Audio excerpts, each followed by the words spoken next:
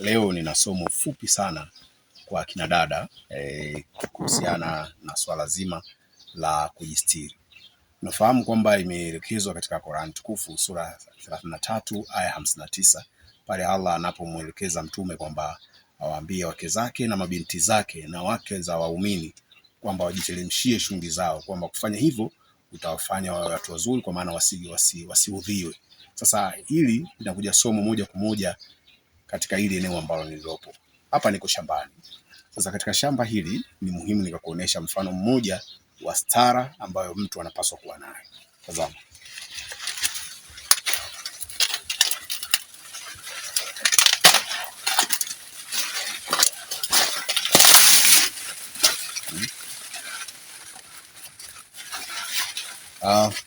Huu ni muhindi ambao nimeutoa hapa katika mche wake au shina lake.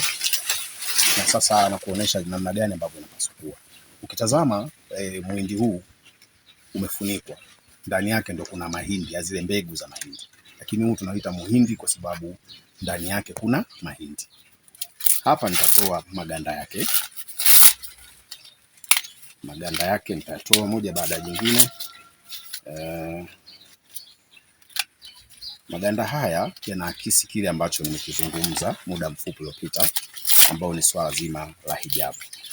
Kwenye kupitia somo hili tunaona kwamba kumbe mtu anapokuwa anajistiri inakuwa kwake ngumu kuudhiwa, kwa maana kwamba hapa pana vitu mbalimbali vimekuja vimegonga mwamba, kwa sababu ili muhindi huu kuwe umehitaji kuwa na stara, maana kuwa na utulivu, kuwa na usafi, japo kuwa wapo wakorofi wengine ndo kama wadudu unakuta wameingia na nini, lakini asilimia kubwa ni kwamba kunakuwa kuna usalama, kwa maana kwamba pamestiriwa. Mwenyezi Mungu ameweka hijabu katika muhindi kama huu na mengineyo. Unaona, ameweka hijabu kwenye muhindi huu, na hiki ndicho ambacho kinakuja kuonekana hatua ya mwisho kabisa, kwa maana kwamba umeshatoa yale maganda, sasa umepata muhindi ambao umekamilika. Huu hapa. Uwepo kwa muhindi huu ukiwa umekamilika au katika hali kama hii, ndivyo ambavyo mwanamke anapaswa kuwa. Mwanamke yeyote, sisemi Waislamu peke yake, mwanamke yeyote anapaswa kuwa, kwa sababu unakuwa umejistiri, na hatimaye yule ambaye alipaswa sasa akukutumia, kwa maana mume, ndo anapaswa akukute katika hali kama hii.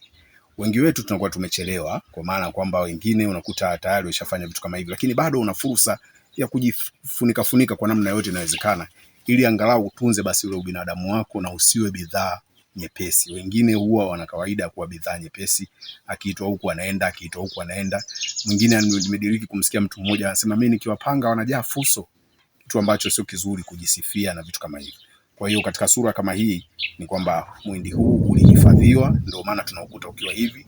Hapa unaweza ungekauka, ungeweza kuzalisha ugali, uji na kadhalika, lakini hapa ulipo unaweza kutengenezea makande na mambo yakakaa vizuri. Kwa hiyo somo lokupeni leo ni kwamba watu hususan wanawake wanapaswa wajistiri ili watumike na wale tu ambao wanastahili. Kama mimi ambavyo nimekwanyua muhindi huu, utatumika na mimi ambaye mimi ndio ambaye nimepambua maganda yake au hijabu yake. Kwa hiyo tukumbuke kabisa kwamba ile aya ya 59 sura 33 Azhab ambayo imehimiza swala zima la kujistiri, basi tujistiri. Na kujistiri huku hususan wameambiwa wanawake pale, hakikisheni najistiri. Na wanaume tuambie wake zetu wajistiri kama ambavyo mtume aliambiwa kuhusu wake zake. Ndio maana utashangaa kuna mwanaume mwingine mke wake anatembea ovyo tu kichwa wazi, wala hawajibiki, anaona kama jambo la kawaida. Utaulizwa kulingana na unachofanya. Mimi ni Mwanaupo wa Shabani mwenye Kayoka, unaweza kaniita pia shehe wa kijiji. Wabillahi tawfik. Assalamu alaikum warahmatullahi wabarakatuh.